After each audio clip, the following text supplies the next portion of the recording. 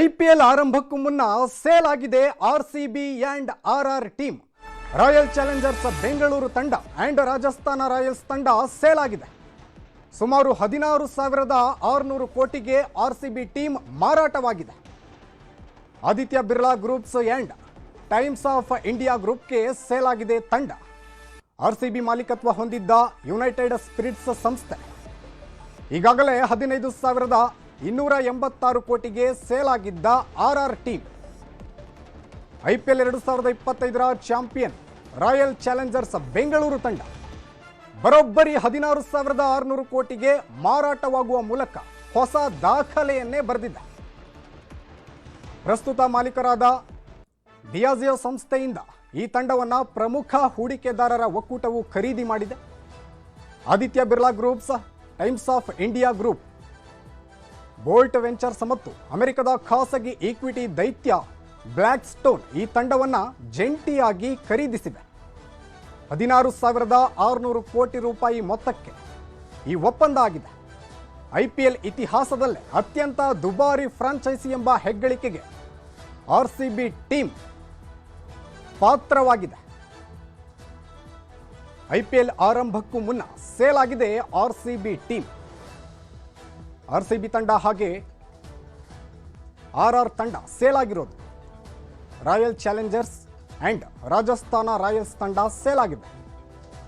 ಸುಮಾರು 16,600 ಕೋಟಿಗೆ RCB team ಮಾರಾಟವಾಗಿದೆ. ಐಪಿಎಲ್ 2025ರ ಚಾಂಪಿಯನ್ ರಾಯಲ್ ಚಾಲೆಂಜರ್ಸ್ ಬೆಂಗಳೂರು ತಂಡ.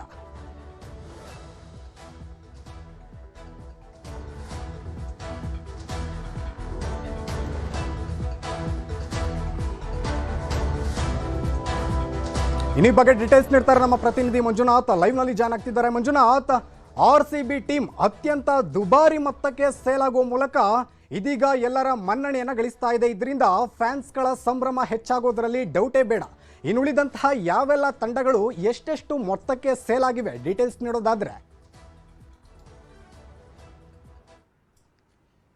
ಎಸ್, ಖಂಡಿತವಾಗ್ಲೂ ಸುದೀಪ್, 19ನೇ ಐಪಿಎಲ್ ಆವೃತ್ತಿ ಇನ್ನೇನು ಕೆಲವೇ ದಿನಗಳಲ್ಲಿ ಆರಂಭ ಆಗ್ತಾ ಇರುವಂತದ್ದು. ಈ ಬೆನ್ನಲ್ಲೇ ಒಂದಷ್ಟು ಐಪಿಎಲ್ ಟೀಮ್ಗಳು ಕೂಡ ಈಗಾಗಲೇ ಮಾರಾಟ ಆಗ್ತಾ ಇರುವಂತದ್ದು. ಅದರಲ್ಲೂ ಕೂಡ ಪ್ರಮುಖವಾಗಿ ರಾಜಸ್ಥಾನ್ ರಾಯಲ್ಸ್ ತಂಡ ಸುಮಾರು 15,000 ಕೋಟಿಗೆ ಮಾರಾಟ ಆದ್ರೆ, ಇವತ್ತು ಬೆಂಗಳೂರು ಅಂದ್ರೆ ಆರ್ಸಿಬಿಯ ತಂಡ ಸುಮಾರು 16,600 ಕೋಟಿಗೆ ಅತಿ ಹೆಚ್ಚಿನ ಮೊತ್ತಕ್ಕೆ ಮಾರಾಟ ಆಗಿರುವಂತಹ ಒಂದು ಇತಿಹಾಸವನ್ನು ಕೂಡ ಅಷ್ಟೇ ಒಂದು ಐಪಿಎಲ್ ನಲ್ಲಿ ಬರೆದಿರುವಂತದ್ದು. ಅದರಲ್ಲೂ ಕೂಡ ಪ್ರಮುಖವಾಗಿ ಬಿರ್ಲಾ ಗ್ರೂಪ್ಸ್ ಮತ್ತು ಟೈಮ್ಸ್ ಗ್ರೂಪ್ಸ್ಗೆ ಈ ಒಂದು ಜಂಟಿಯಾಗಿ ಈ ಒಂದು ಟೀಮ್ ನ ಪರ್ಚೇಸ್ ಮಾಡಿದ್ದಾರೆ.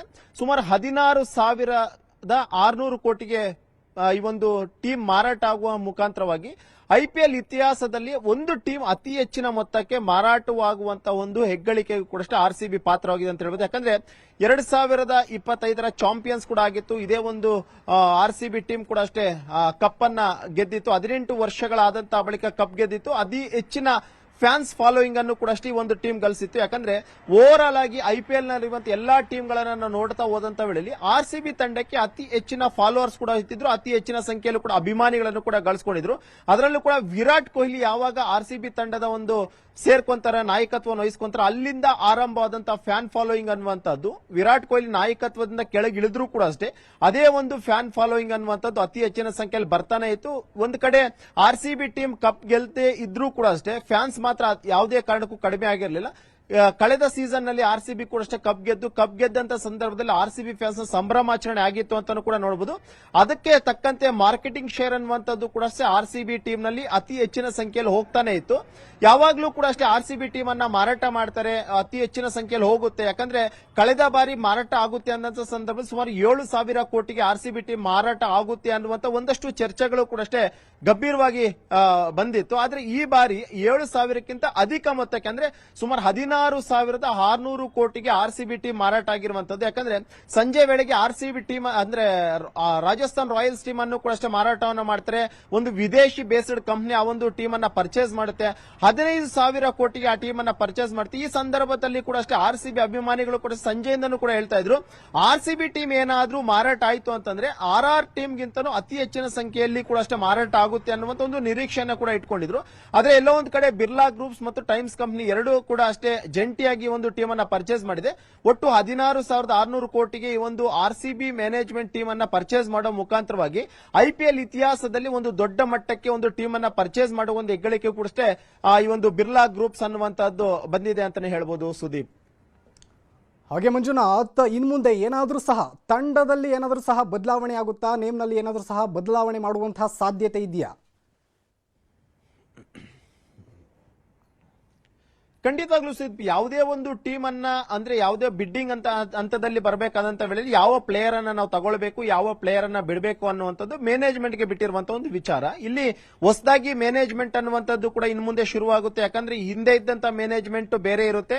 ಈಗ ಟೀಮ್ ಅನ್ನ ಪರ್ಚೇಸ್ ಮಾಡಿರುವಂತಹ ಕಾರಣಕ್ಕೋಸ್ಕರ ಈ ಒಂದು ಬಿರ್ಲಾ ಮತ್ತು ಟೈಮ್ಸ್ ಎರಡೂ ಕೂಡ ಅಷ್ಟೇ ಜಂಟಿಯಾಗಿ ಒಂದು ತೀರ್ಮಾನವನ್ನ ಮಾಡುತ್ತೆ. ಯಾರನ್ನ ಈ ಒಂದು ಆರ್ಸಿಬಿ ಟೀಮ್ಗೆ ಸಿಇಒ ಅನ್ನಾಗಿ ಮಾಡಬೇಕಾಗಿರುತ್ತೆ, ಯಾರನ್ನ ಎಂಡಿ ಆಗಿ ಮಾಡಬೇಕಾಗಿರುತ್ತೆ, ಜೊತೆಗೆ ಯಾವ ಒಂದು ಪ್ಲೇಯರ್ ಗಳನ್ನ ನಾವು ಪಿಕ್ ಮಾಡ್ಕೊಳ್ಬೇಕಾಗಿತ್ತು ಅನ್ನುವಂಥದ್ದು ಈ ಒಂದು ಟೀಮ್ ಮ್ಯಾನೇಜ್ಮೆಂಟ್ ಅನ್ನುವಂಥದ್ದು ನಿರ್ಧಾರ ಮಾಡುತ್ತೆ. ಯಾಕಂದ್ರೆ ಇಷ್ಟ ದಿನನೂ ಕೂಡ ಅಷ್ಟೇ ಬೇರೆ ಒಂದು ಫ್ರಾಂಚೈಸಿ ಇದ್ದಂತ ಕಾರಣಕ್ಕೋಸ್ಕರ ಆ ಒಂದು ಫ್ರಾಂಚೈಸಿ ಅವರು ನಿರ್ಧಾರವನ್ನ ಮಾಡ್ತಿದ್ರು. ಯಾವ ಒಂದು ಪರ್ಟಿಕ್ಯುಲರ್ ಪ್ಲೇಯರ್ ಅನ್ನ ನಾವು ಪಿಕ್ ಮಾಡಬೇಕಾಗಿರುತ್ತೆ, ಬಿಡ್ಡಿಂಗ್ ಬಂದಂತ ವೇಳೆಯಲ್ಲಿ ಯಾವ ಬೌಲರ್ ನ ಪಿಕ್ ಮಾಡಬೇಕು, ಯಾವ ಬ್ಯಾಟ್ಸ್ಮನ್ ನ ಪಿಕ್ ಮಾಡಬೇಕು, ಯಾವ ಆಲ್ರೌಂಡರ್ ನ ಪಿಕ್ ಮಾಡಬೇಕು ಅನ್ನೋಂಥದ್ದನ್ನು ಕೂಡ ಅಷ್ಟೇ ಫ್ರಾಂಚೈಸಿ ಅವರು ಡಿಸೈಡ್ ಮಾಡ್ತಾ ಇದ್ರು. ಆದ್ರೆ ಇನ್ನು ಮುಂದೆ ಯಾಕಂದ್ರೆ ಈಗ 2026 ಒಂದು ಆವೃತ್ತಿಯಲ್ಲಿ ಏನು 19ನೇ ಸೀಸನ್ ನಡೀತಾ ಇದೆ, ಈ ಸೀಸನ್ ನಲ್ಲಿ ಯಾವುದೇ ರೀತಿಯಂತ ಬದಲಾವಣೆ ಇರೋದಿಲ್ಲ. ಹಿಂದೆ ಯಾರು ಫ್ರಾಂಚೈಸಿ ಇದ್ರು, ಯಾರು ಮ್ಯಾನೇಜ್ಮೆಂಟ್ ಇದ್ರು ಅವರೇ ಕಂಟಿನ್ಯೂ ಮಾಡ್ಕೊಂಡು ಹೋಗ್ತಾರೆ.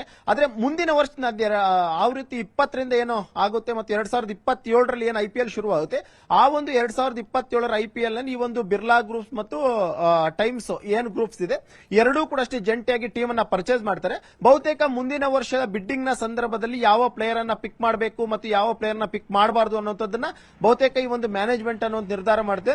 ಈಗ ಇರುವಂತ ಒಂದು ಪ್ರಶ್ನೆ ಏನು ಅಂತಂದ್ರೆ ವಿರಾಟ್ ಕೊಹ್ಲಿ. ಯಾಕಂದ್ರೆ ಆರ್ಸಿಬಿ ಅನ್ನಂತ ಸಂದರ್ಭದಲ್ಲಿ ಮೊದಲನೇದಾಗಿ ನೆನಪಾಗುವಂತ ಆಟಗಾರ ಅಂತಂದ್ರೆ ಅದು ವಿರಾಟ್ ಕೊಹ್ಲಿ ಮಾತ್ರ. ಯಾಕಂದ್ರೆ ವಿರಾಟ್ ಕೊಹ್ಲಿ ಕಳೆದ 18 ವರ್ಷಗಳಿಂದಲೂ ಕೂಡ ಅಷ್ಟೇ ಆರ್ಸಿಬಿ ಟೀಮ್ ಆಡ್ಕೊಂಡೇ ಬಂದಿದ್ದಾರೆ. ಈಗ 19ನೇ ಸೀಸನ್ ಕೂಡ ಅಷ್ಟೇ ಆಡ್ತಾ ಇದ್ದಾರೆ. ಈ ಸಂದರ್ಭದಲ್ಲಿ ಆರ್ಸಿಬಿ ಅಂದ್ರೆ ಮೊದಲು ನೆನಪಾಗ್ತಿದ್ದಂತ ವಿರಾಟ್ ಕೊಹ್ಲಿ ಮಾತ್ರ. ಆ ಒಂದು ನಿಟ್ಟಿನಲ್ಲಿ ಮುಂದಿನ ಒಂದು ಸೀಸನ್ ನಲ್ಲಿ ಯಾಕಂದ್ರೆ 2027ರ ಸೀಸನ್ ನಲ್ಲಿ ನಿಜವಾಗ್ಲೂ ವಿರಾಟ್ ಕೊಹ್ಲಿ ಆಡ್ತಾರ ಇಲ್ಲವ ಅನ್ನೋದು ಒಂದಷ್ಟು ಪ್ರಶ್ನೆಗಳು ಎಡಗ ಮಾಡಿಕೊಟ್ಟಿದ್ದು. ಜೊತೆಗೆ ಹೊಸ ಮ್ಯಾನೇಜ್ಮೆಂಟ್ ಕೂಡ ಅಷ್ಟೇ ಬರ್ತಾ ಇರುವಂತ ಮತ್ತು ಹೊಸ ಕಂಪನಿಗಳು ಕೂಡ ಅಷ್ಟೇ ಜಂಟಿಯಾಗಿ ಟೀಮ್ ಅನ್ನ ಪರ್ಚೇಸ್ ಮಾಡಿರೋ ಒಂದು ಕಾರಣಕ್ಕೋಸ್ಕರ ನಿಜವಾಗ್ಲೂ ಕೂಡ ಈ ಒಂದು ಟೀಮ್ ಅವರು ಆರ್ಸಿಬಿಯಲ್ಲಿ ವಿರಾಟ್ ಕೊಹ್ಲಿಯನ್ನ ಪಿಕ್ ಮಾಡ್ತಾರೆ ಇಲ್ವಾ ಅನ್ನೋದು ಕೂಡ ನೋಡಬೇಕಾಗುತ್ತೆ. ಜೊತೆಗೆ ಇದೇ ಒಂದು ಟೀಮ್ ಅನ್ನ ಏನಾದ್ರೂ ಕಂಟಿನ್ಯೂಟಿ ಮಾಡ್ತಾರ ಅಥವಾ ರಿಟೈನ್ ಮಾಡ್ಕೊಂತಾರ ಅಥವಾ ಬೇರೆ ಹೊಸ ಟೀಮ್ ಅನ್ನ ಕಟ್ಕೊಂಡು ಏನಾದ್ರೂ ಇವರು 2027ರ ಆವೃತ್ತಿಯಲ್ಲಿ 20ನೇ ಸೀಸನ್ ಅನ್ನ ಆಡೋಕೆ ಮುಂದಾಗ್ತಾರ ಅನ್ನುವಂಥದ್ದು ಬಹುತೇಕ ಮುಂದಿನ ತಿಂಗಳ ನಾವು ನೋಡಬೇಕಾಗಿರುತ್ತೆ ಸುದೀಪ್.